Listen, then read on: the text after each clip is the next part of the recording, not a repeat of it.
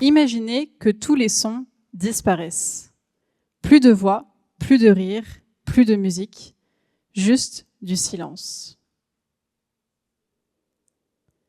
Pour les 400 millions de personnes atteintes de surdité dans le monde, ce n'est pas juste une expérience, c'est leur réalité. Si j'avais le pouvoir d'aller au cœur de l'oreille interne, je verrais un piano. Un piano de 3500 touches, chacune responsable d'un son particulier et vibrant sous l'impulsion sonore.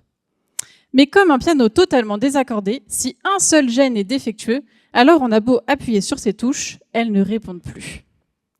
Aujourd'hui, on sait remplacer ce piano par un synthétiseur d'une vingtaine de touches qui vient stimuler directement les neurones au cœur de l'oreille interne. C'est le principe de l'implant cochléaire. Avec de l'entraînement, cela permet d'entendre, mais pas avec toute la gamme d'un vrai piano, plutôt comme un son robotisé. Et si, au lieu de remplacer le piano, on le réaccordait ? Eh bien, c'est exactement ce que fait la thérapie génique, figurez-vous. Elle vient réaccorder chaque touche. Comment ?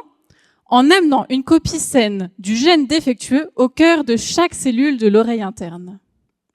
Mais comment amener cet accordeur auprès de notre instrument ?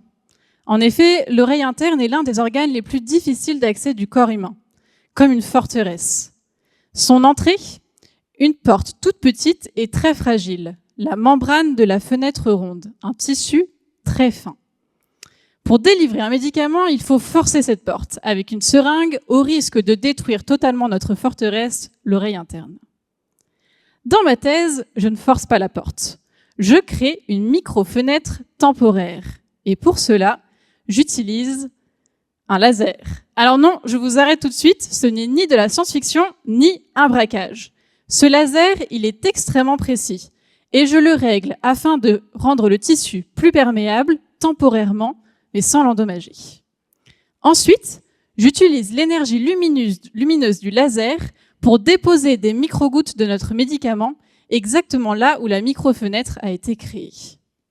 Alors, cette technique, elle n'a jamais été utilisée pour des médicaments comme la thérapie génique. Donc, je la teste sur des tissus recréés au laboratoire, sur des tissus provenant de l'oreille interne et même sur des souris sourdes afin de rétablir leur audition. Et comme ce système doit être au plus près de notre oreille interne à nous, les humains, j'ai développé un dispositif qui permet aux chirurgiens d'accéder à la porte, de créer la fenêtre et de déposer notre accordeur, la thérapie génique. Alors, si l'implant cochléaire permet de remplacer le piano, mon objectif est plutôt de le réparer. Car souvent, la meilleure technologie, ce n'est pas celle qui remplace, mais plutôt celle qui répare et qui l'aide à retrouver sa propre musique.